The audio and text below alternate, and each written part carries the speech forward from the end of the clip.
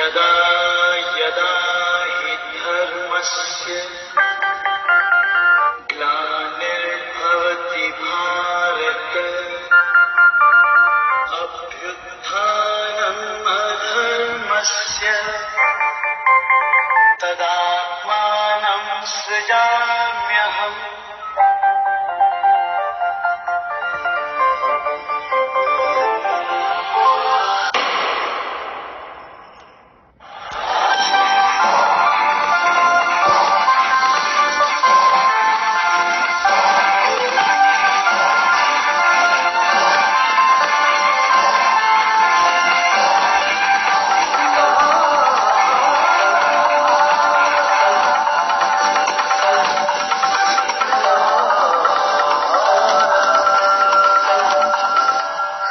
श्री महाभारत कथा, महाभारत कथा, महाभारत कथा।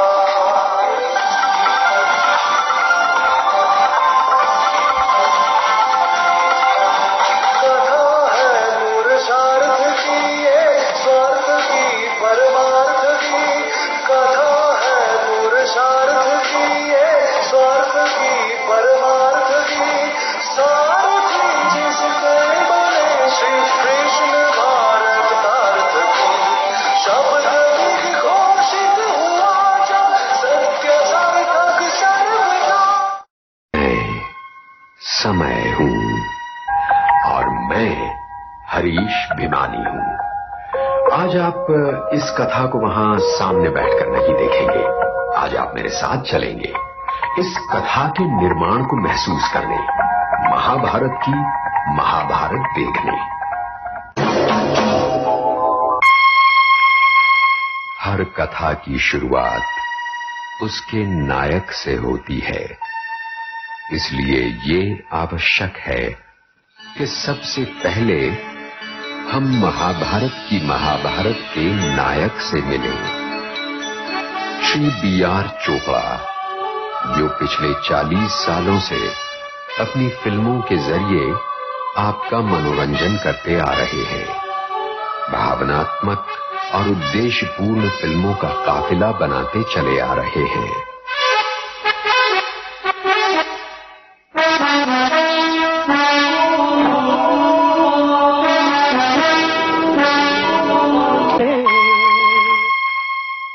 बड़े पर्दे पर अपनी छाप छोड़ने के बाद इच्छा हुई एक बहुत पुराने सपने को साकार करने की, और अपने कर्म पर अटूट विश्वास रखते हुए उन्होंने उसका निर्माण आरंभ किया। महाभारत के बारे में ये बहुत मशहूर है कि व्यास ने इसके अंदर जो कुछ दुनिया में है, जो भी फीलिंग, जो भी इमोशन, जो भी सेंटिमेंट, जो भी रिलेशनशिप दुनिया में है वो इसमें है। और कहा जाता है कि जो इसमें नहीं है वो कहीं नहीं। तो इसलिए इसकी जो स्टोरी है वो इतनी परफेक्ट है, ये गजब की स्टोरी है कि हर प्रोड्यूसर कभी ना कभी अपनी जिंदगी में सोचता है कि मैं महाभारत बनाऊं। मैंने भी कभी सोचा कि महाभारत बनाऊं। बहुत डिफिकल्ट सब्जेक्ट, बहुत ही मुश्किल है, मगर फिर भी एक ख्याल आया कि चैलेंज ले लो, कभी बनाओ। मगर ये था कि इतनी बड़ा सब्जेक्ट जो है ये 3 घंटे की फिल्म में बन नहीं सकती। अगर सब्जेक्ट को बनाना पड़ेगा तो इसको लंबा होना चाहिए, और लंबा होने के लिए एक ही चीज है कि मीडियम रह जाता हमारे पास, वो है टीवी का। जब हम महाभारत पर रिसर्च करने के लिए हमारा काम शुरू हुआ तो हमने महाभारत पर जितनी भी किताबें लिखी गई हैं वो जमा करने की कोशिश की। ओरिएंटल इंस्टीट्यूट जो है पूना में, भंडारकर साहब की, वहाँ गए, वहाँ कुछ लोगों से मुलाकात की। उन्होंने जो किताब छापी है, क्रिटिकल एडिशन जो हमारा बेसिक सोर्स रहा है, वो वहाँ से लाए। पी लाल हैं जिन्होंने 144 वॉल्यूम्स लिखी है महाभारत की, हर श्लोक का अंग्रेजी में तर्जुमा किया है, वो खरीद के लाए। और हिंदी, उर्दू की किताबें खरीदी, और भाषाओं में जो किताबें मिल सकती थी उन लोगों से कुछ सहायता ली, और उन सब में से खोज के उस शब्द को निकालने की कोशिश की जो आपके सामने प्रस्तुत किया गया। हमारे डिपार्टमेंट में एक तो पंडित नरेंद्र शर्मा थे, सतीश भटनागर थे, डॉक्टर आई वैसे कोई महाभारत से कोई वास्ता नहीं था उस वक्त, किसी का भी नहीं था वास्ता उस वक्त ढूंढ रहे थे किसको लिखवाएं, किससे लिखवाएं। और उस वक्त कोई डॉक्टर आई के बारे में सोचना भी कोई मेरे ख्याल में मुमकिन नहीं था। तब ये बिल्कुल तय नहीं था कि मैं वो सीरियल लिखूंगा। हम डिस्कशन जब कर रहे थे तो पहले काम सबसे हुआ कि इतनी बड़ी सब्जेक्ट है, इसके साथ कोई नरेटर चाहिए। जो ओरिजिनल महाभारत है उसका तो नरेटर एक ऋषि है, और उसके पीछे जाइए तो श्री गणेश है। किसी ने कहा कि ऐसे करो भाई, दिलीप कुमार ने नरेशन नहीं किया आज तक कभी किसी का, वाई डोंट यू देख करिए। किसी ने कहा कि साहब वो एनटी रामाराव को ले लो, क्योंकि वो आदमी जो है वो उसका एक सेंटली इमेज है, उसको ले। 4000 बरस ये जो पुरानी कहानी है इसको हम कंटेम्पोररी नहीं बना पाते। आज से अगर उसका नाता नहीं जोड़ पाते तो इसके बनाने से कोई फायदा नहीं। दिन डॉक्टर आई एक दिन आए और उन्होंने कहा कि देखिए साहब, आपने नरेटर के बारे में सोचा है, मैंने भी सोचा है, और मैं आपको सुनाता हूं, कोई लिख के ला। तो पहला सेंटेंस उन्होंने बोला जब कि मैं समय हूं, तो उस वक्त हम लोग सब इतने मुतासर हुए उससे। हमने कहा कि, और उन्होंने जब पढ़ा तो इतना खूबसूरत लिखा हुआ था कि अपनी सारी जितनी भी बंदिशें जानते हुए, एक मुसलमान को एक हिंदू स्टोरी लिखना, जो हिंदू हम तो नहीं मानते इसको हिंदी, अगर है तो लोग मानते तो है, कांट हेल्प इट। तो उसके लिए इसको देना एक बड़ी डिफिकल्ट बात थी, सोचना भी मुश्किल था, मगर हमको ये लगा कि इतना अच्छा लिखा है और देना चाहिए। इसमें हमने उनको लिखने के लिए, स्टोरी लिखने के लिए दे दी। मैंने उसको लिखना इसलिए कबूल किया कि मैं जानता था कि मैं इसको कंटेम्पोररी बना सकता हूं और इसको हिंदुस्तान के गुजरे हुए कल को हिंदुस्तान के आज से जोड़ सकता हूं। यही चैलेंज था। और करते कराते 1986 में जाकर हमने की स्टोरी की लाइन फाइनलाइज की, और वो लाइन हमने फाइनलाइज करके गवर्नमेंट को सबमिट कर दी कि ये हमारा सिनॉप्सिस होगा, ये हमारा ट्रीटमेंट होगा, और इसके हमने 104 एपिसोड बनाकर इस तरह मेरे आकार का जन्म हुआ। मैं समय महाभारत का पात्र बना।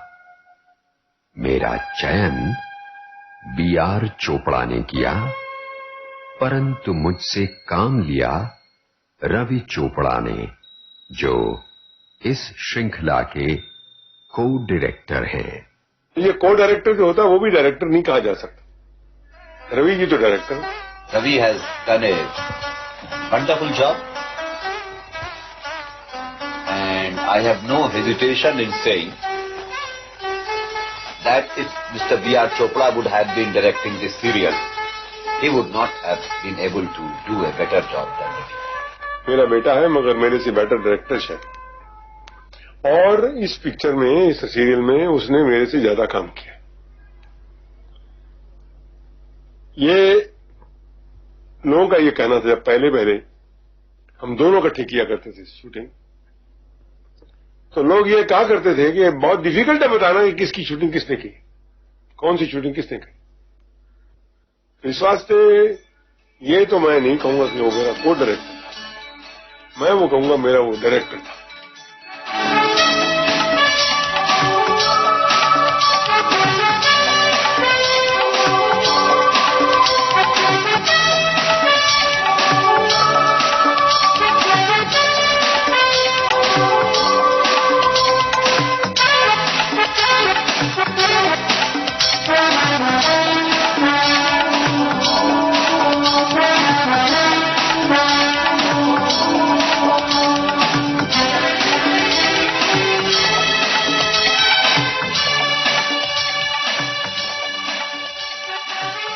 biggest problem which was in front of us was getting the right character for the right role. Mahabharata, everybody has an idea about what Mahabharata is all about. You have picturized these characters, you've seen them in paintings, you've seen them in comic books. So you really know what each character is like. You know what Krishna is like, you know what Arjun is like. So you want the character to be close to what, you've had an image of him for so many years. So we first started off, we given ads in all the papers all over India. We had about 10,000 to 15,000 applicants. And we shortlisted them, brought them down to call a few for, personal interviews, and then came down to about 1,500 people whom we screen tested. As a casting director and production designer, मुझे स्वयं 8 महीने इस कार्य में लगे, यानी 8 महीने लगातार मैं नए लड़के लड़कियों का टेस्ट लेता रहा, वीडियो टेस्ट। ईमानदारी से बोलने की स्पर्धा रखी जाए तो उसमें भी अव्वल आऊंगा, और आज तुमसे पहली और अंतिम बार बोलूंगा, ईमानदारी से बोलूंगा। दुर्योधन सुनो, सुनो द्रोण सुनो, मैं तुम्हारा अश्वत्थामा। मैं किसी और के बारे में नहीं कह रही महाराज, क्योंकि ये अपमान हुआ है मेरा।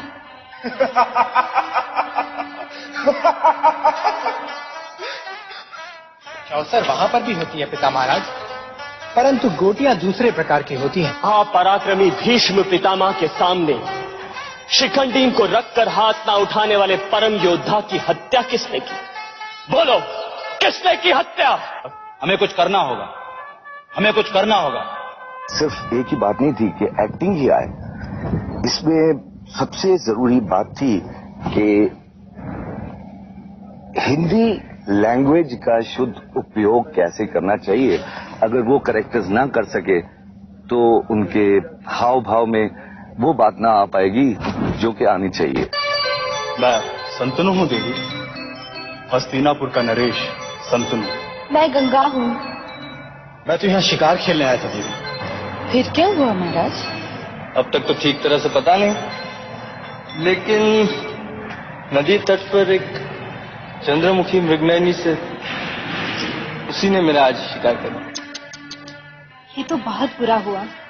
हस्तिनापुर नरेश को तो सावधान रहना चाहिए, क्योंकि राजा बिना हस्तिनापुर ऐसा लगेगा जैसे धनुष बिना किसी धनुधारी का कंधा। अब हस्तिनापुर का क्या होगा महाराज? अब हस्तिनापुर के बचाव का एक ही उपाय है देवी। तो आपको शीघ्र ही ये उपाय करना चाहिए महाराज।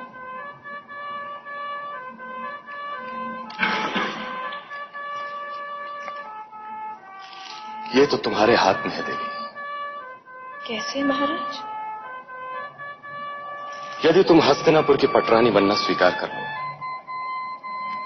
तो शांतानु भी बच जाएगा और हस्तिनापुर से।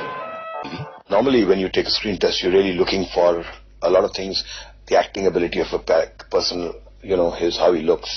Here we were looking for, particular looks actually. We were looking for people who could look like our characters. We didn't really give as much importance to the acting part of it, because you really ask a man in a limbo to sit down and start acting like somebody else. He doesn't know what he's talking about, he doesn't know what he's acting, he doesn't know the front of the character, he doesn't know the back of the character. So how's he going to act? You really, if I was to ask anybody, okay, now you start acting like Bhishma Pitama, he wouldn't know what you're talking about.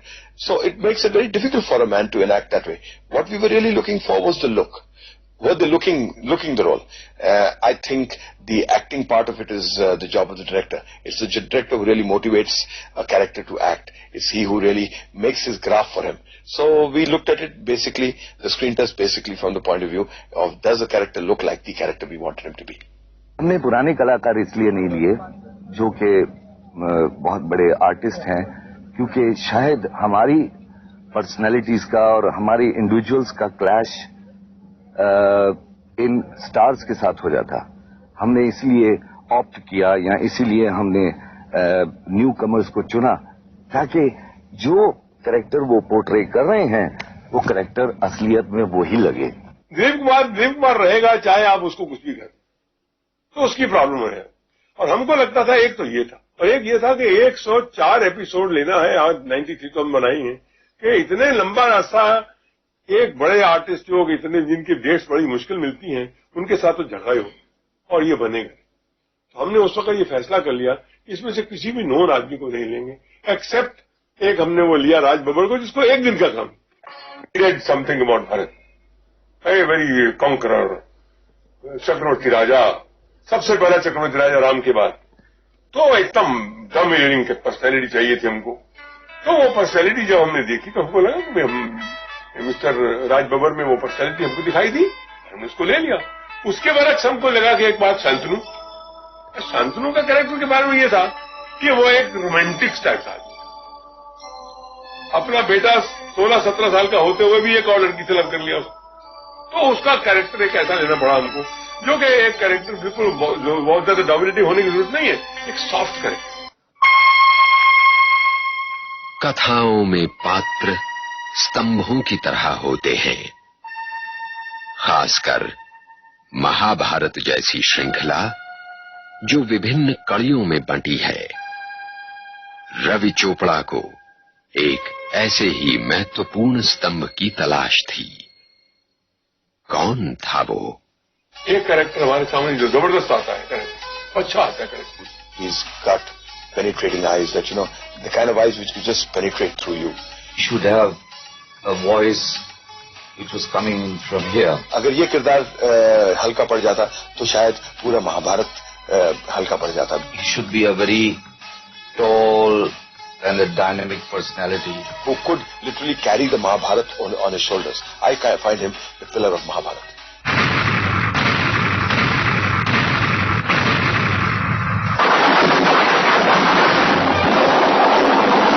I feel really proud that I got this opportunity to play this I think, and this is one character I think which is unique, not only in Mahabharat.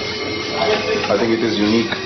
I mean, if you take out all the epics of all the world, I mean, all over the world, I think this character is the most unique character. And I feel sometimes, you know, that this is my honor that God has chosen me to.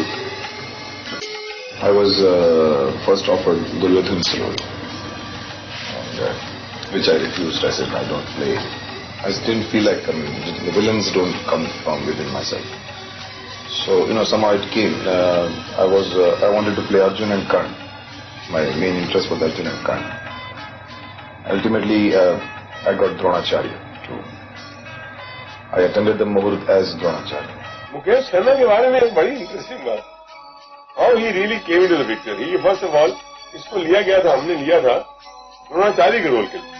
दरअसल पहले हमने इसको दुर्योधन भी offer किया। जहां तक मेरा सवाल था, मुझे ये लगता था कि नहीं, ये कैरेक्टर दुर्योधन के लिए शायद उतना अच्छा नहीं होगा, ये शायद द्रोण के लिए अच्छा होगा, क्योंकि द्रोण भी एक ऐसा कैरेक्टर था जहां पे हमें एक इम्पोजिंग कैरेक्टर की जरूरत थी।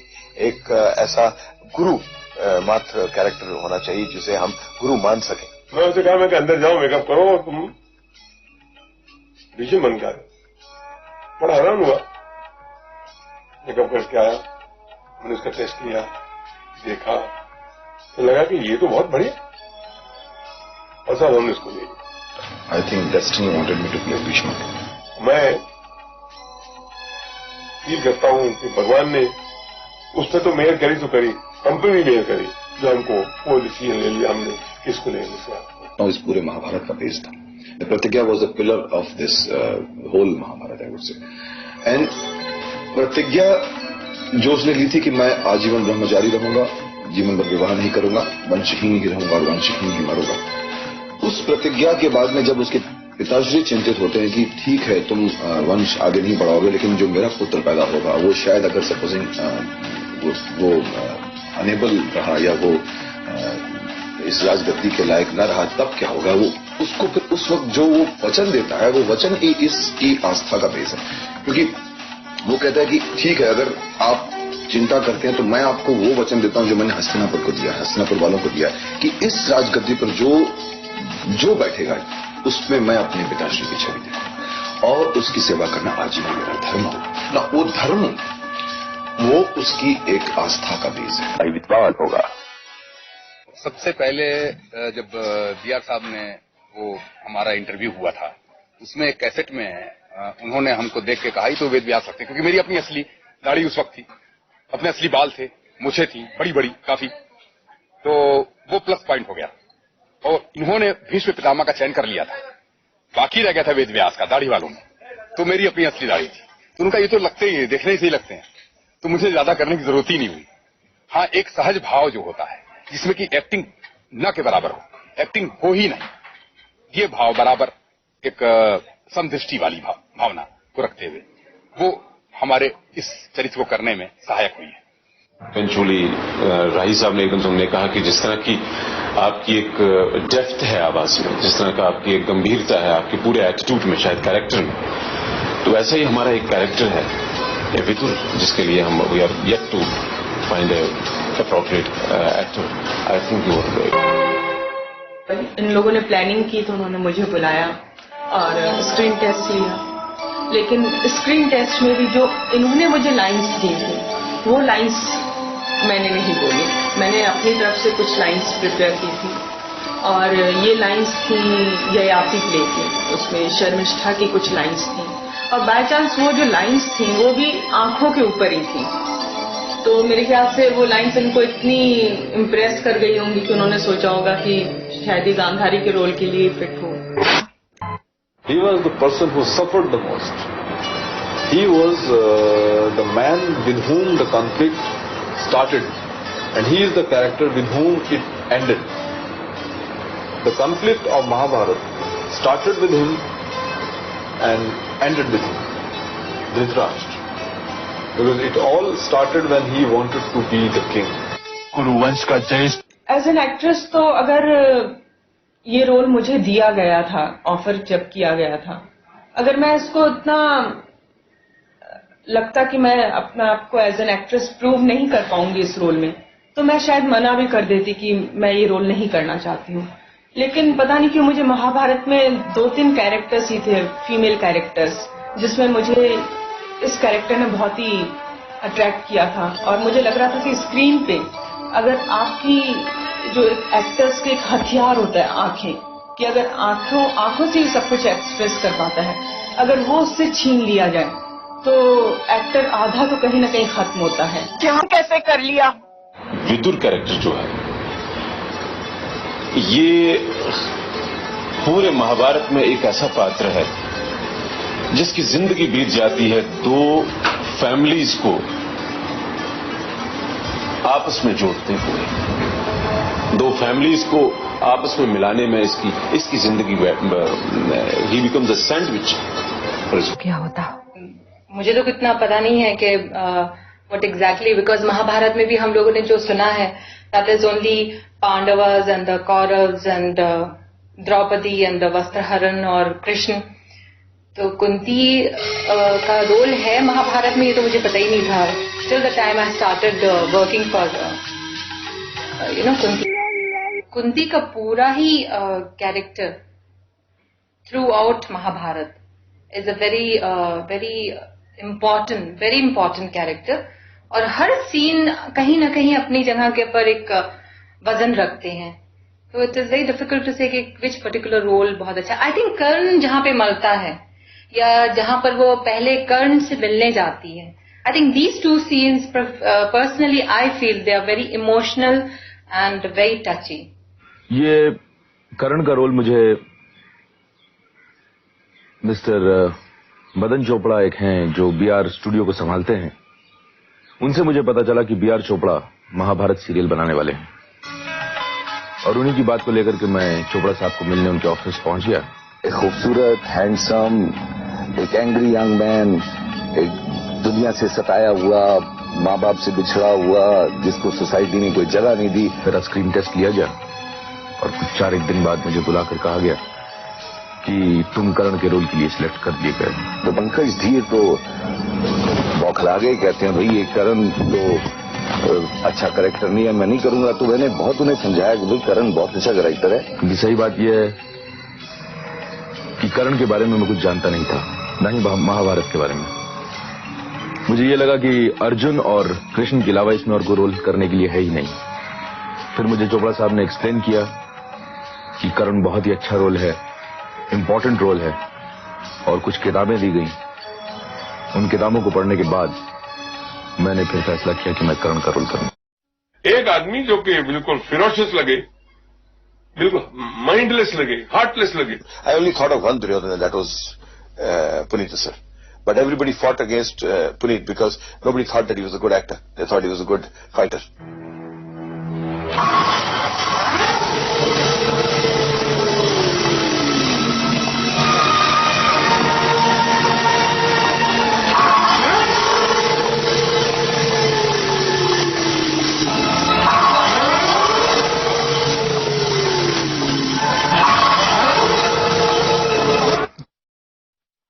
दुर्योधन का रोल करने को मिला तो पहले मैंने महाभारत पढ़ा हुआ था, लेकिन स्पेशली जब मुझे भाई दुर्योधन का पात्र निभाना है तो मुझे ये कैरेक्टर करने को मिला तो मैंने थोड़ी रिसर्च और थोड़ी स्टडी की उस पात्र के बारे में, क्योंकि बहुत आवश्यक है, बहुत जरूरी है आप जो भी रोल करें उसके तहे दिल तक पहुंचने के लिए to go absolutely to the grass root level, it is very important. तो मैंने अपना एक किताब है उरु भंगम, कवि भास ने आज से तकरीबन 2000 साल पहले लिखी थी, वो संस्कृत में काव्य फॉर्म में थी, तो मैंने उसको लाया, उसका जो हिंदी अनुवाद था मैंने पढ़ा, और वो जो उरु भंगम जो है वो दुर्योधन के दृष्टिकोण से पूरी महाभारत लिखी हुई है, तो मैंने उसको पढ़ा, उससे मुझे दुर्योधन के बारे में पता चला कि वो क्या कैरेक्टर है। मैं जो समझता हूँ कि दुर्योधन भाई एकदम नेगेटिव नहीं है, तो महाभारत में जो भी पात्र हैं, कोई भी पात्र कंप्लीटली व्हाइट या कंप्लीटली ब्लैक नहीं है, सारे के सारे पात्र जो है ग्रे का कैरेक्टर्स हैं। हाँ, किसी में सफेद ज्यादा है तो काला कम है, किसी में काला ज्यादा तो सफेद कम है, लेकिन अब ये नहीं कह सकते कि हर पात्र जो है भाई कंप्लीटली व्हाइट है या कंप्लीटली ब्लैक है, नहीं, सब ग्रे कैरेक्टर्स हैं। तो दुर्योधन भी नॉर्मल ह्यूमन बीइंग है, ग्रे कैरेक्टर है, और उस कैरेक्टर में भी हाँ लोग ठीक है ब्लैक उसमें ज्यादा है, सफेद कम है, लेकिन सफेद जरूर है। मैं समझता हूं कि दुर्योधन जो है वो एक साइकोलॉजिकली हिट कैरेक्टर है, जो भाई देखिए अगर छोटे से जब बच्चा पैदा होता है उसके डीप इम्प्रिंट उसके माइंड में हो चुका है कि साहब ये जो हस्तिनापुर का सिंहासन है बेटा ये तुम्हारा है, ये पांडवों का नहीं है, ये तुम्हारे पिता का था, क्योंकि वो नेत्रहीन थे उनसे छीन लिया गया था और तुम्हारे अपना उनके छोटे भाई पांडु को दे दिया गया था। तो बचपन से दिमाग में डाला गया कि ये हस्तिनापुर का सिंहासन तुम्हारा है, तो वो उस कॉम्प्लेक्सी से बच्चा बड़ा हुआ है, तो ये समझता है कि ये हस्तिनापुर का सिंहासन मेरा है, मैं इन पांडवों को नहीं दूंगा। मैं विचित्र वीर के ज्येष्ठ पुत्र का ज्येष्ठ पुत्र हूं और मैं नेत्रहीन नहीं हूं। भाई ठीक है, मेरा बाप नेत्रहीन था इसलिए उसको गद्दी नहीं दी गई, पर मैं तो नेत्रहीन नहीं हूं और मैं ज्येष्ठ पुत्र हूं, तो ये सिंहासन मेरा है। परंतु तुम सोचते हो दुर्योधन का पात्र मैं समझता हूं कि देखिए रणभूमि में जब कर्ण को उन्होंने कहा कि आप इसमें पार्टिसिपेट नहीं कर सकते, आपकी जाति क्या है बताइए, ये राजकुमारों और क्षत्रियों के लिए है, that means they were trying to preach casteism, ऊंच जाति नीच जाति। तो यहाँ पे Duryodhan is I think Duryodhan is the one जिसने कर्ण को अंग देश का राजा बनाया, उसको साथ दिया, इसका मतलब Duryodhan is not a villain, he was सही, दुर्योधन बिल्कुल सही था, बाकी सारे गलत थे। वही अपना द्रौपदी के स्वयंवर में जब कर्ण ने धनुष उठा लिया और उस पर प्रत्यंचा चढ़ाने लगा तो द्रौपदी ने कहा कि भाई मेरी वरमाला किसी सूत पुत्र के लिए नहीं है। What are they trying to prove? Casteism again, ऊंच जाति नीच जाति, that means they were wrong there. तो मैं समझता हूं कि there are certain places where Duryodhan is absolutely right. देखा आपने कितना मक्कार था शकुनी, कल मक्कार भी था, at the same time he was a great politician. मैं तो ये भी कहूंगा कि शकुनी इतना मक्कार था कि आजकल के पॉलिटिशियंस भी उसके आगे पानी भरते थे।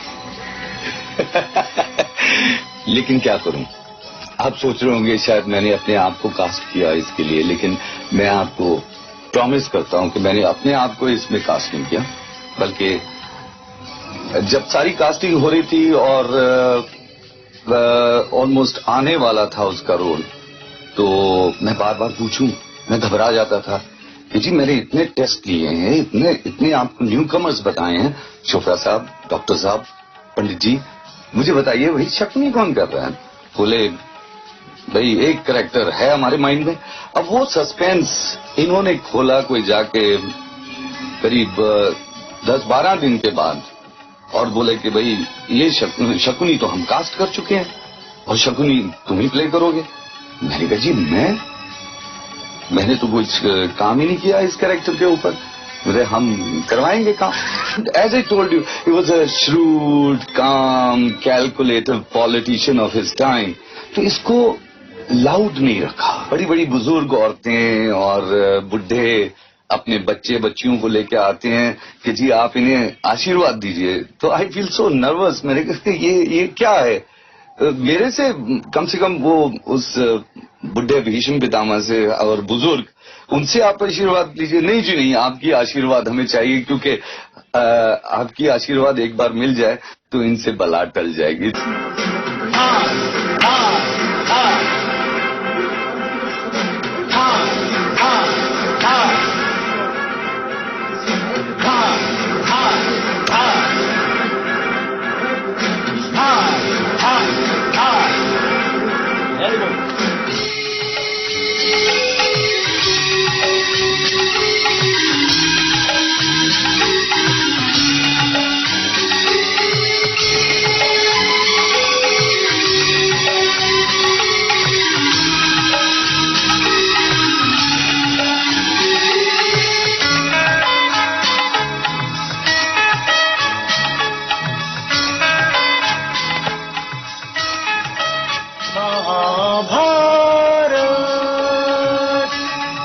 वन में पहला फिल्म यही आया, सेकंड महाभारत,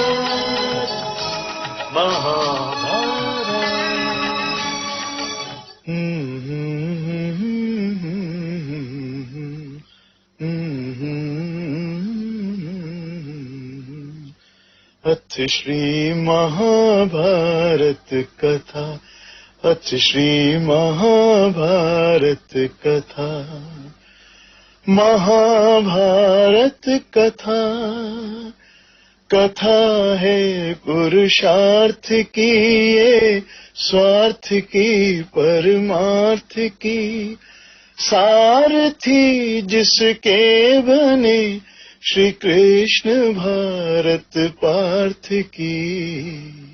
सेट बनाने के पहले हम स्केच बनाते हैं, स्केच बनाने के बाद रवि चोपड़ा एंड चोपड़ा जी और हमारे जी राय साहब, तुक्करी साहब, हम लोग सब बैठ के डिस्कशन करते हैं कि इसको इस एंगल से चाहिए, इतना ही चाहिए। एक इफेक्ट बहुत हमें तकलीफ दे रहा था, घटोत्कच का, ये इलेक्ट्रिक इफेक्ट जो हाल ही में आया होगा टीवी में, उसमें हमें तकलीफ दी थी इलेक्ट्रिसिटी कैसे बनाया जाए। तो हमने एक एक फ्रेम ड्रॉ किया और फिर उसे मैट किया उस पर घटोत्कच पर। महाभारत ऐसी चीज है कि बहुत बड़े बुजुर्ग व्यास साहब महाभारत लिखे हैं और लोगों को सामाजिक सभ्यता सोचनी चाहिए। तो भाई थॉट के उनके दिमाग बहुत बड़ा आदमी है, उन्होंने सोचा कि हमारी सभ्यता कहानी है, तो plan to Mahabharata and Dogra ji ने हमारे हिसाब से आजकल के टाइम में डोगरा जी महाभारत के इसके व्यास हैं।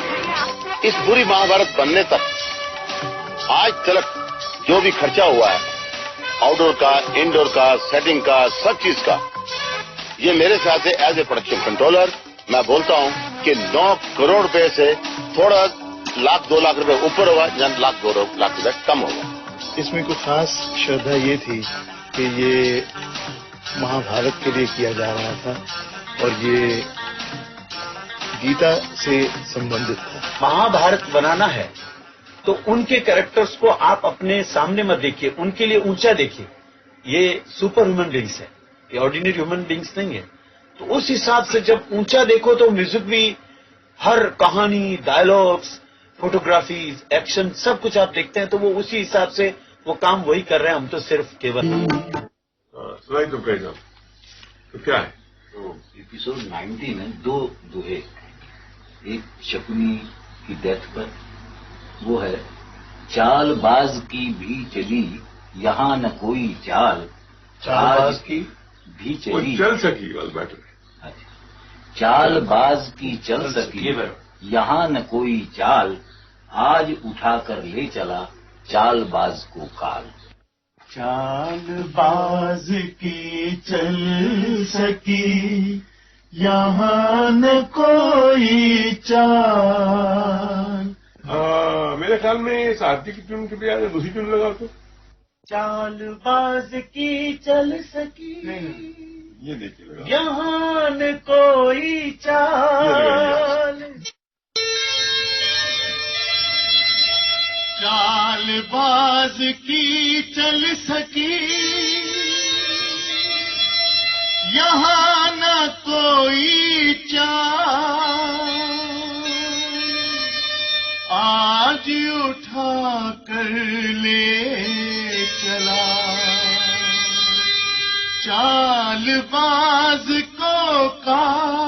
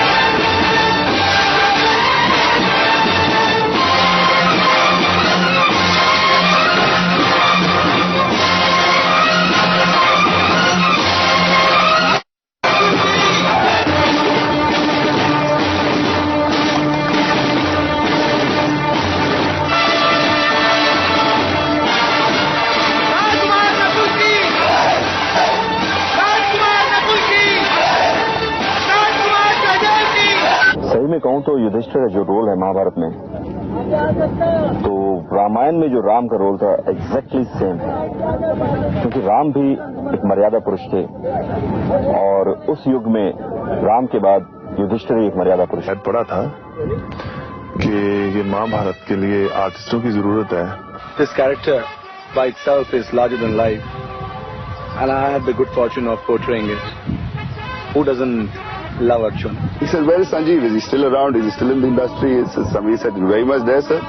So he said, "Okay, you're Nakul." He said that. तो पता नहीं शायद ऊपर वाले ने शायद मुझे इसीलिए बनाया हो मैं ये रोल आज बनाने की घोषणा कर दें। भीम के बारे में तो सब जानते हैं, और भीम के बारे में ये बहुत मशहूर है कि वो बहुत बड़े थे, खाते ज्यादा थे और बहुत तगड़े थे। तो एक ऐसा कैरेक्टर चाहिए था जो बाकी सब कैरेक्टर से ज्यादा टफ लगे, एक्टिंग भी जानता हो और भीम जैसा लगे भी। भीम में जो चीज चाहिए थी जो कैरेक्टर के लिए वो आप में है। बस मुझे इतना मतलब मेरा सारा जो कहने का मतलब कि मुझे इतनी तकलीफ नहीं करनी पड़ी। वो जब एंटर हुए तो लगा कि भाई यही भीम है। इससे Arjun's character was the only character which had various shades. Arjun को देखा, उसका टेस्ट लिया तो लगा कि एक इसमें एक बात है, इसमें एक वो जो एक पोस्टर जो होता है एक वॉरियर का वो नजर आया। I think Jackie Shroff was the only person who was considered in due course before the Mahabharata started. Either it was going to be me or it was going to be Jackie Shroff. But then मुझे 1.5 साल से ये मेरी इस family का मैं member हूँ, जो मेरी एक्चुअली फैमिली उसके साथ तो अब दोबारा मुझे रिश्ता जोड़ना पड़ेगा। अपना सब कुछ गंवा के भी अपने परिवार को सुरक्षित रखा और उस महायुद्ध को पार करके हस्तिनापुर परिसंसार से एक नया युद्ध किया। तो मेरी जाती जिंदगी भी मेरे कैरेक्टर से मिलती जुलती है। I think only me and Krishna had the good fortune to listen to Gita, and I consider myself the most. I mean, God has blessed me the most because I, being a Muslim, I was involved in Gita, and I can proudly say that Gita does not belong to Hindus. लोगों की बहुत बड़ी आस्था है इस role के साथ में। लोग कोशिश करते हैं कि वो हम लोगों के आगे पैर छुएं। वो ये नहीं सोचते कि भाई गजेंद्र के पैर छू रहे हैं, वो उनकी वो आस्था उस कैरेक्टर के प्रति है। 1.5 साल लगातार काम करने से और किसी अच्छे आदमी से जैसे रवि चोपड़ा जी से काम किया तो काफी कुछ सीखने को भी मिला। I mean, I don't know if this would be relevant, but and if it wouldn't sound childish, but you know, way back in when I was in the 5th standard, I still remember I had my geography exam and I lost my book at the last moment. So I'd gone to Bandra Book Center to get that book, and in that small book, I found a small picture, a beautiful picture, a very cute-looking person, and I just started liking that person. I don't know, I had some faith in him. Then somebody told me, "Okay, this is a picture of Krishna." काफी बार screen test हुआ हूँ BR camp में different roles के लिए, and for the selection of this role I give full credit to mister Ravi Chopra and mister Gopi Shankar. आप 2 page का dialogue दे दो, page का हो, जैसा भी हो, उसमें कोई अभी प्रॉब्लम नहीं है कि भाई क्या है क्या नहीं है। अब आपके लिए इतनी कोई मुश्किल नहीं है काम करना। That Arjun loved Krishna more than himself, and that's what I'm trying to do. विधि जो है आपके पास। एक दिन पंडित नरेंद्र शर्मा ने मुझे कहा कि चोपड़ा साहब आपने कोई गण देवता देखी? टीवी सीरियल था। मैंने शायद देखी थी या नहीं देखी थी, मुझे कोई याद नहीं, मगर एटलीस्ट इतने ध्यान से नहीं देखी थी कि मैं उसके बारे में कोई ओपिनियन बता सकता। तो उन्होंने मैंने क्या बात है, कहते भाई द्रौपदी है उसमें। Pandit ji saw it first, and he just said that why don't we just go for this girl? एक लड़की आ रही है सीरियल में, उसको क्यों हम नहीं एक बार देखते। तो अगले हफ्ते जब वो आए तो मैंने भी देखी और डॉक्टर राय ने भी देखी, और दोनों की ओपिनियन हुई कि वाकई इस लड़की में वो चीज है जो द्रौपदी में होनी चाहिए। They contacted me there in Calcutta. They called me up. They sent me some telegrams around. Okay, please contact us immediately. We are looking for somebody for Draupadi, and we have got you in mind. हमने रूपा का test लिया तो लगा कि इस लड़की में वो फायर है जो द्रौपदी में होनी चाहिए। Next day they came to me, Goofy ji and all. They said, "You're on." Sita is worshipped, Draupadi is not, because Draupadi is a more human womanly character. People can identify themselves, a lady can identify herself with Draupadi. It's because it's more human. She had all the qualities of a woman. All kind of jealousies, all kind of anger. Then she was at times rude also. And she was also a mother. She was also a very lovable person. And that was the softer corner, of Draupadi. Draupadi को लगा कि ये मेरी सौत बन के नहीं आई है, मेरी बहन की तरफ आई है, बहन की जैसे आई है. So she was again very much accepted in the family. And Draupadi को कभी भी सुभद्रा के ऊपर कुछ नहीं था अर्जुन के ऊपर ही गुस्सा. सुभद्रा को कोई कसूर नहीं है. सुभद्रा कोई भी लड़की, कोई भी औरत, कोई भी अर्जुन को प्यार कर सकते हैं. इसमें कोई बुराई नहीं है. अर्जुन किसी और को प्यार करे, उसी से द्रौपदी को रिश्ता था, उसी से बुराई, उसी को बुराई मना. That's the only thing she used to feel bad about. She said that, yeah, it's my mistake. मैंने गलती की, इसलिए नहीं कि दुर्योधन को मैंने अंधा बोला, इसलिए कि मैंने दुर्योधन को अंधा बोला, लेकिन उसके साथ साथ मैंने ज्येष्ठ पिताश्री का भी अपमान कर दिया. वो मैं नहीं चाहती थी, मुझसे गलती हो गई. माया महल का सीक्वेंस हमें दिया गया, स्क्रिप्ट डिपार्टमेंट ने हमें वो सीक्वेंस भेजा. तो सबसे बड़ी प्रॉब्लम जो हमारे माइंड में आई, क्या भाई, एक ऐसा महल बनाना है जो दुर्योधन देखेगा और उसकी जो ईर्ष्या, उसका जो गुस्सा इनके खिलाफ था पांडवों के, वो बढ़ेगा. तो जाहिर है एक ऐसा महल होना चाहिए जो लिखा भी हुआ है, एक ऐसा महल होना चाहिए जिसमें जो था वो जो लगता था वो था नहीं, जो था वो लगता नहीं था. तो पहले तो हमने एक जो फिल्म मेकिंग की एक टेक्निक है, जहाँ पे फर्श था और हमें पानी दिखाना था, तो हमने क्रोमा का टेक्निक यूज किया, पानी सुपर इम्पोज किया और उससे कर लिया. जहाँ जैसे दीवार थी और वो उसने सोचा दीवार है, मगर एक्चुअली क्या तो दीवार नहीं थी. तो वो सब हमने क्रोमा के साथ किया और डिफरेंट सेट्स के पीसेस पार्ट्स बनाए थे उसके लिए. मगर जो सबसे डिफिकल्ट पार्ट था वो था जहाँ हमने एक वो तालाब सा बनाना था, पूल सा बनाना था, जो देखने से लगे कि वो पूल नहीं है, एक कारपेट बिछा हुआ है.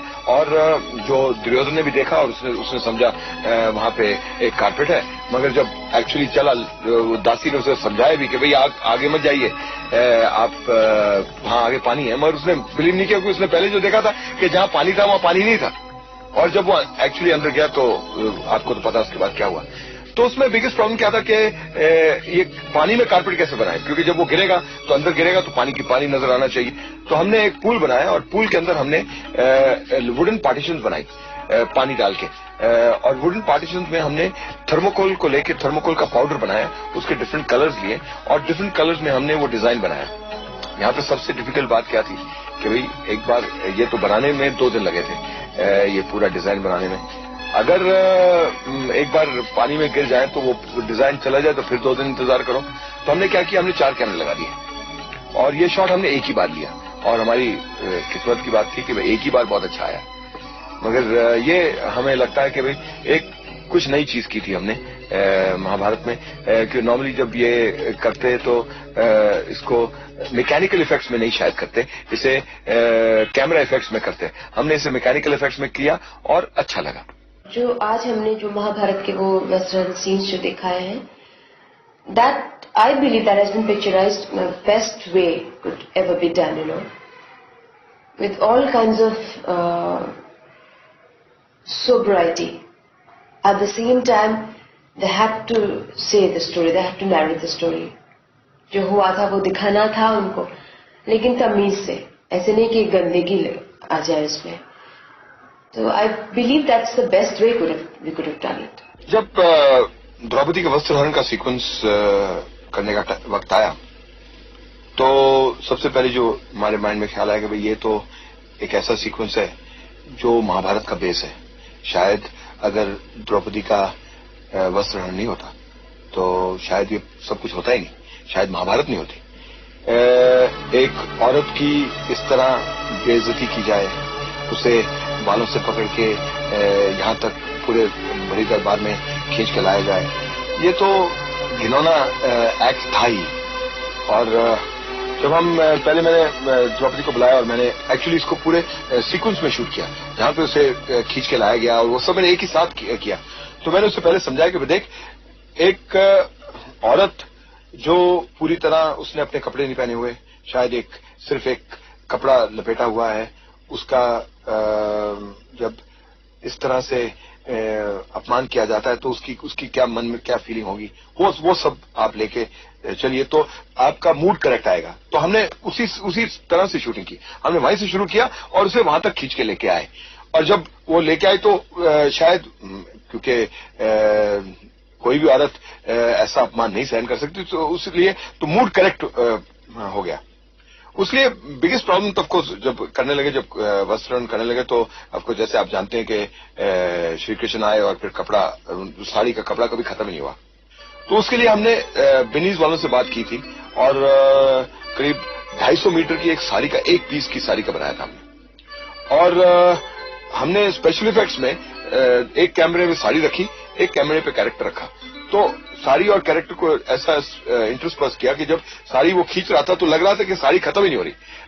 एक्चुअली वो सेम साड़ी नहीं थी, वो जो साड़ी उसने बांधी थी और जो साड़ी जो हम खींच रहे थे वो सेम साड़ी नहीं थी, पर हमने वो स्पेशल इफेक्ट में ऐसा इफेक्ट दिया कि वो एक ही साड़ी लग रही थी। एक्चुअली जो साड़ी हमने खींची थी वो शायद 250 मीटर की थी और इस पे हमने सिर्फ 6 मीटर की साड़ी बांधी थी द्रौपदी पे।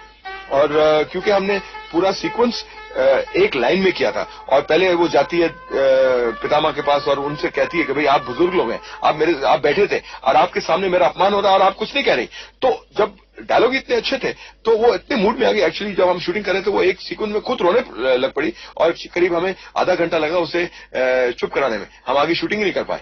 तो वो मूड करेक्ट बन गया। जब एक बार मूड करेक्ट बन गया, बाकी तो स्पेशल इफेक्ट का मामला था जो उतना डिफिकल्ट नहीं था, बट बेसिकली उस पूरे सीक्वेंस में सबसे इंपॉर्टेंट चीज थी कि उसका मूड करेक्ट बने। सबसे महत्वपूर्ण कार्य और वो था the selection of Lord Krishna.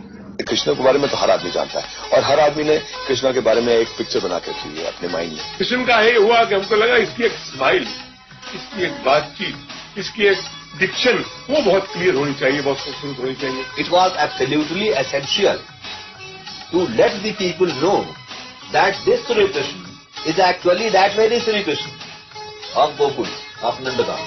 कुछ 55 वीडियो टेस्ट लिए गए। It was quite a hectic task. सबको मुकुट पहना के, मोर पंखी पहना के देखा गया, भाई ये कृष्ण कैसे लगते हैं। कामरोग बैरी को मारने की मुझमें शक्ति नहीं है तो ये तेरी भूल है, क्योंकि इस शरीर से इंद्रियां बहुत परे हैं और इंद्रियों से परे मन है और मन से परे बुद्धि, और जो बुद्धि से अत्यंत परे है वो है आत्मा। इस प्रकार बुद्धि से परे अर्थात सूक्ष्म तथा सब प्रकार बलवान और श्रेष्ठ अपनी आत्मा को जानकर और बुद्धि के द्वारा अपने मन को वश में करके, हे महाबाहो, अपनी शक्ति को समझकर इस दुर्जय कामरोग शत्रु को मार। नितेश भारद्वाज के साथ एक एड फिल्म की थी, तो जब वो एड फिल्म की थी तो लगा कि शायद ये आदमी कृष्ण बन सकता है, क्योंकि इसकी एक स्माइल में एक ऐसी बात थी कि जो शायद कृष्ण में होती, कृष्ण जी के स्माइल में होती।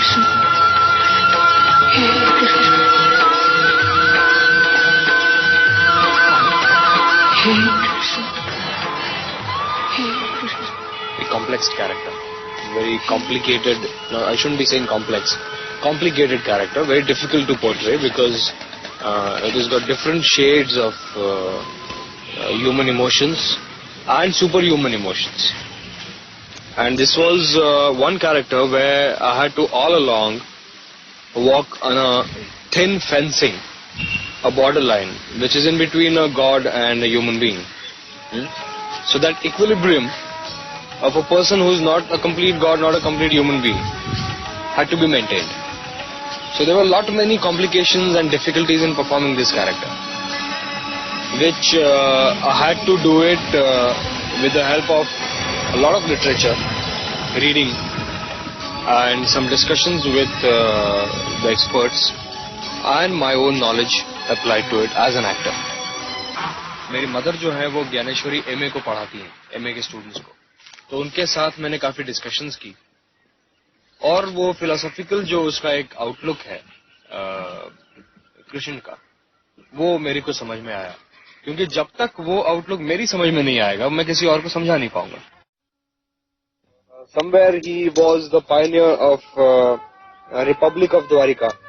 Okay, so that's his politics, then his Rajniti and his diplomacy and his philosophy. Now these are the qualities which he had.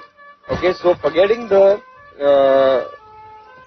godliness of the character, when you consider these qualities, these are very, very human qualities. So you can anytime acquire these qualities as you want. If you think this particular quality is lacking in you and you want to do it, you do it.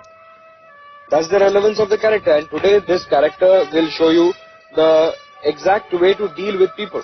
और जहाँ तक इस serial की हिंदी का सवाल है, ये इतनी शुद्ध हिंदी है, और ये जो शुद्ध हिंदी है इसमें संस्कृत का इन्फ्लुएंस बहुत ज्यादा है, और बहुत सारे जो अल्फाज हैं वो संस्कृत से आए हैं, और संस्कृत मैंने स्कूल में पढ़ी थी 3 साल, तो वो एक मेरा एक्सपोजर रहा है संस्कृत लैंग्वेज का. तो इस हिंदी को भी बोलने में मुझे कोई दिक्कत नहीं हुई कभी. There was no definite live form and live face to that image. Now ये जो एक इमेज है कृष्ण की, वो इतनी पूजनीय है और इतने लोगों के दिल में बसी हुई है. It's a very lovable character धारण किया है. देखिए, एक तो सबसे पहली चीज ये है कि कृष्ण जी का एम क्या था. He wanted to establish the dharma. अब धर्म का मतलब ये जो हम समझते हैं हिंदू मुसलमान, वो कुछ नहीं है, क्योंकि तब 5000 साल पहले हिंदू मुसलमान ये मजहब थे ही नहीं. तब सनातन धर्म था, और सनातन धर्म जो अपने कर्तव्य बताता है उसको धर्म कहते हैं. धर्म का मतलब मैं ये समझता हूँ कि अपने निजी जिंदगी के अंदर जो कर्तव्य हैं उन्हें निभाना. तो आ गया, बगैर गीता पढ़े गीता को इंटरप्रेट कैसे किया जा सकता है, ये तो मेरी समझ में नहीं आता. तो बेसिकली क्या है, I am not a very philosophical man कि जो सिर्फ ट्रांस में चला जाए फिलोसॉफी को पढ़ के, उस टाइप का मैं आदमी नहीं हूँ. Though I am a God fearing man, I believe in God, and that much of conviction is required to do anything which concerns with philosophy. फिर मैंने जाके भगवद गीता पढ़ी 2-3 बार, फिर ज्ञानेश्वरी जो मराठी भावार्थ है भगवद गीता का, वो पढ़ा. You know, special effects is probably the most difficult part of filmmaking, because you're creating illusion which is not really true. If you have to create a man who's 3 times the size of other people, it's not really true. He's the same size. So this was the problem which we faced when we were doing Virat Roop. We had to create Shri Krishna, who was larger than Arjun, larger than Arjun's Rath, and literally had to be towering above him. We needed to create a character with innumerable faces, and each face was doing a different thing. Here we had, we wanted to show the beginning of life, the end of life, everything, as if everything emanated and ended into Lord Krishna. So the first thing we did was we shot Rath and Arjun on one camera. We put Shri Krishna on another camera with the blue background, and with that we created the difference in images, and we joined the two together. The next difficult part was getting the faces, getting it to have so many faces. So we had different people standing behind blue curtains, which we married on to the image of Shri Krishna, and that's how we created the different faces. But the more difficult part of it was that creating of people going into one face, people coming out from one face, showing life and death, water coming out from one face, fire coming out from another face, and different things like that. So for that we, for instance, for the people, we had people lying down on a 80-foot screen, and we camera trolleyed with them to give the movement, and that we later on through computers we localized it to the different faces. Similarly, we did that with the fire and the water, and thereby we created the total image of the Virat Roop. So it was literally about 8 generations. 8 times we shot the same shot with different things happening in each shot, adding on different things, and ultimately coming up to the whole which created the image. And after everything was finished, we took it back to the laboratory, and we used the paintbrush to give the glow, the light, the rays of light, and all that was created much later. So the whole thing went through about 10 different phases before we actually came to it. The Virat Roop itself took us about 7 to 8 days.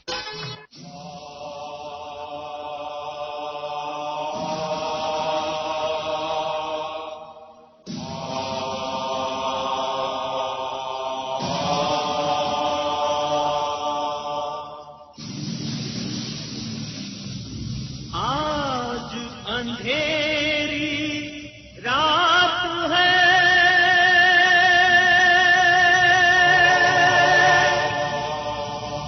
Bharat तेरे भाग कुरुवंशी कटने चले,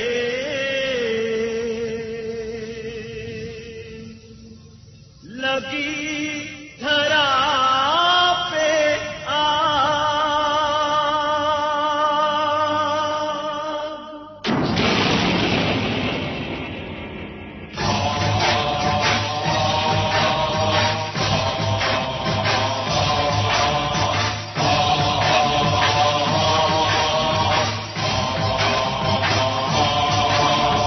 देश देश के सारे राजा सेनापतिया राजकुमार,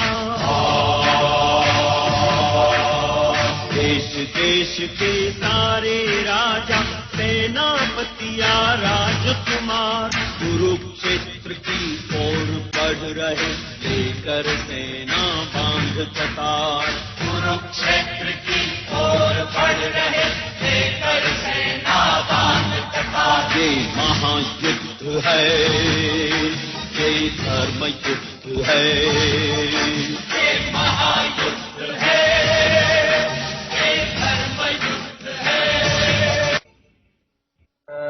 क्या था कि भाई एक तो था कि ये दिखाना था कि भीष्म जी के तीर आर पार हो गए और वो तीरों से वो लिटरली जमीन में गड़ गए और वो उन्हीं तीरों की शैया पे इतने दिन लेटे रहे।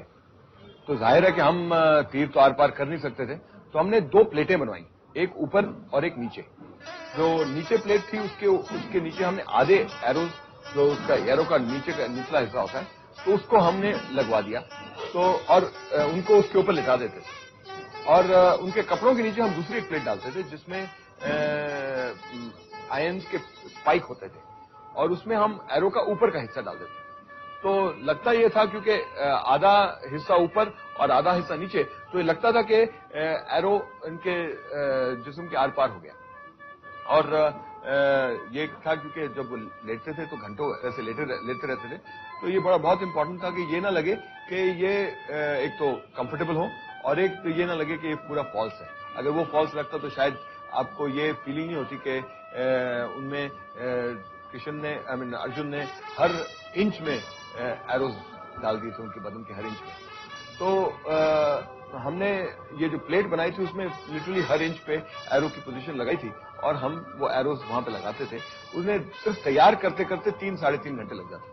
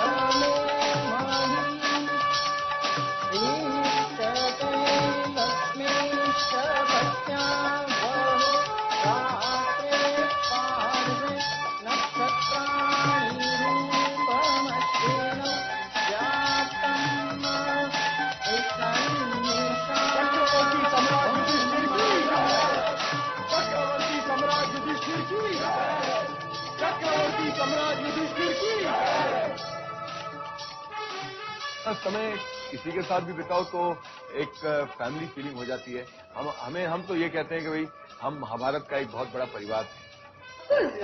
बुरा तो लगेगा कि इतने 1.5-2 साल तक हम लोगों ने साथ में काम किया, बट इन अ वे हर अच्छी चीज को तो खत्म होना ही है।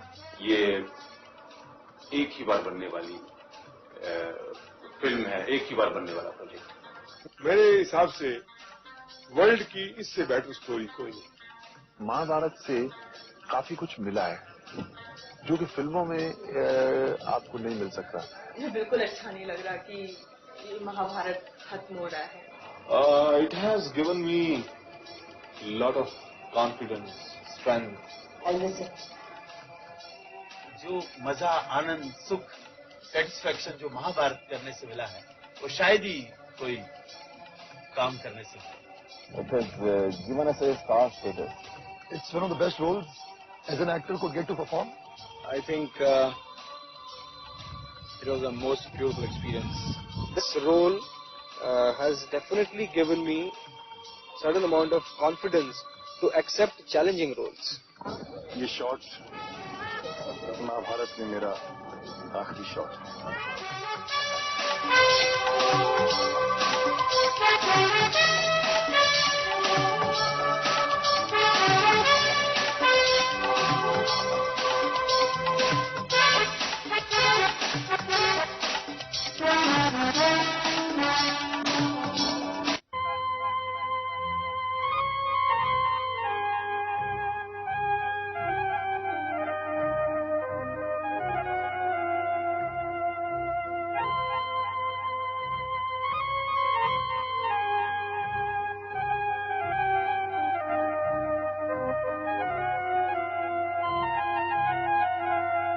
महाभारत सायुध न हो,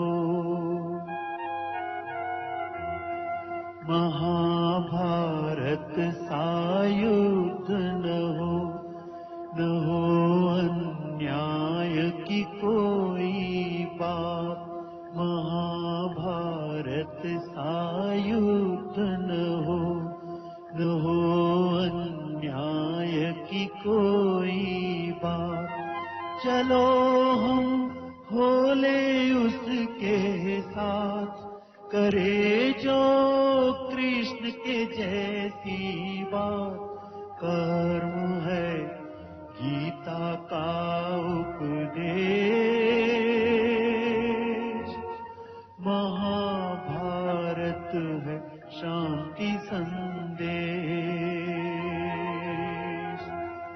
कर्म है गीता का उपदेश, महाभारत है शांति संदेश। कर्म है गीता का उपदेश, महाभारत है शांति संदेश। ये महाभारत देखने से हमारे अंदर जो वेस्टर्न कल्चर जो पूरे तरह से भरते जा रहा था, उससे लगता है कि थोड़ा सा गर्ल्स या बॉयज जो अभी के जनरेशन के हैं वो थोड़े इस अपने भारतीय संस्कृति को समझना चाह रहे हैं। इस महान युग के बारे में हम कभी कभी अपने माँ बाप, दादा दादी या बुजुर्गों से सुना करते थे। मैं B.R. चोपड़ा साहब को दाद देता हूं कि ये कहानी हमारा महाभारत, हमारा वो महान युग जिसके बारे में हम बहुत कुछ जानने के इच्छुक थे, जिम्मेदारी उन्होंने खुद संभाल ली। एंटरटेनिंग भी है, उसमें शिक्षा भी है, बच्चों के लिए भी है, बड़ों के लिए भी है, सबके लिए उसमें कुछ ना कुछ है। मैं वेट करती रहती हूँ, जल्दी जल्दी अपना काम खत्म करके 9:15 तक टीवी के सामने बैठ जाती हूँ। महाभारत की तारीफ करना ऐसा होगा जैसे दिए को रोशनी दिखाना। अगर मैं इसकी तारीफ करूंगा तो ये जरूर है कि मैं अपने आप को रिपीट करूंगा। मैं और मेरी बेटी देखते हैं, हम उसमें बहुत रियलिटी महसूस करते हैं। वो तो डर के मारे किचन रूम में चली जाती है मेरी बेटी। वो युद्ध जब शुरू रहता है ना, तभी उसको लगता है सचमुच युद्ध हो रहा है। महाभारत तो सब लोग जानते ही हैं कहानी क्या है, लेकिन फिर भी जो कुछ चीज हम लोग शायद नहीं जानते थे वो भी जानने को मिला इसमें। और मैं सोचती हूँ अभी आगे आने वाले जनरेशन्स के लिए महाभारत चोपड़ा जी ने जो बनाया है, this will be like a book for them for years to come. Mahabharat सिर्फ रिलीजन के बेस पर ही नहीं बनाई गई, बल्कि हम इसे एक एजुकेशनल के नजर से भी देख सकते हैं और एंटरटेनमेंट भी था। हमारे जैसे एक्टर भी जो 2-2 शिफ्ट करते थे, संडे को महाभारत के लिए वक्त बचाते थे, एक क्यूरियोसिटी रहती थी हमेशा। जब कभी मैंने संडे मॉर्निंग को किसी के साथ अपॉइंटमेंट रखनी चाहिए तो मुझे एक ही पैटर्न आंसर मिलता था कि महाभारत की बाद ही मिल सकते, उससे पहले नहीं। महाभारत में जितने भी कलाकारों ने काम किया है, उन लोगों ने अपना अपना कैरेक्टर्स बहुत ही खूबसूरत ढंग से पेश किया है और बहुत अच्छे भी लगे। खासकर भीष्म जी, कुंती, द्रौपदी, कृष्णा, मुझे तो बहुत अच्छे लगे लोग। टेक्निकली भी कुछ सीक्वेंसेस बहुत खूबसूरत थे, बहुत अच्छे थे। इसमें से 1-2 सीक्वेंसेस के बारे में मैं जरूर मेंशन करना चाहूंगा, जैसे कि वो वस्त्रहरण का जो सीक्वेंस था वो टेक्निकली बहुत खूबसूरत था, और गीता का उपदेश। अगर ये महाभारत फिर से बने उन 5-6 कैरेक्टर्स में से कोई भी कैरेक्टर मुझे मिल जाए तब मैं उसे करना अपनी खुशनसीबी समझूंगा। मेरे ख्याल से आज के अवाम के लिए इससे बड़ा सबक शायद ही सीखने का मौका मिले। शायद ही कोई एपिसोड्स मैंने मिस किए होंगे और आप शायद मिस करूंगी ज्यादा। जो कुछ है संसार में, जो कुछ है संसार, इसी कथा में कह दिया वेद व्यास ने सार।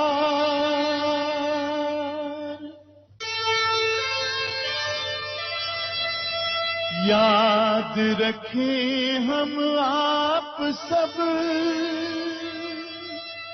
कर्मों के परिणाम, विदा ले रहे आज हम करते हुए प्रणाम। मैं एक बहुत पुराना गीता का डिसाइपल हूँ।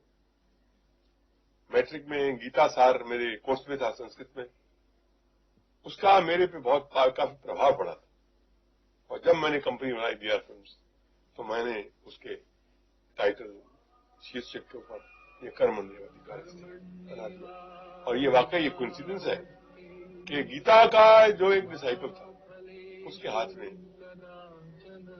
उसने तो कर्म ही किया और उस कर्म के फल में गीता उसके हाथ में आ गई। Mahabharata, like every good thing, had to come to an end. So did Mahabharata.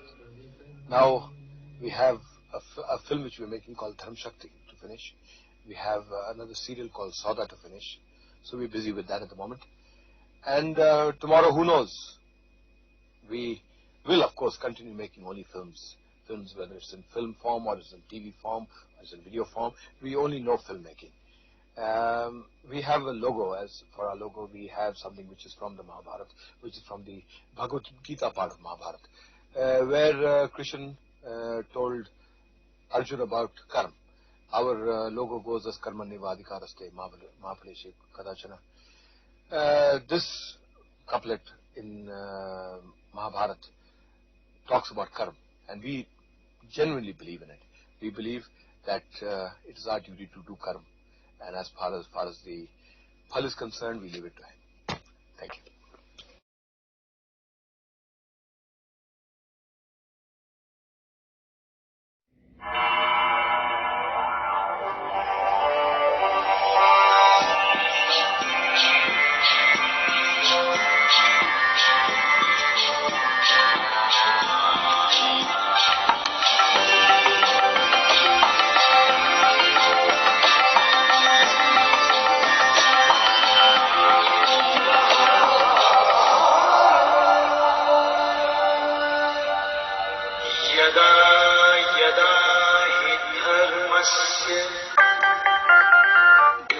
ग्लानिर्भवति Bharat अभ्युत्थानम् अधर्मस्य तदात्मानं सृजाम्यहम्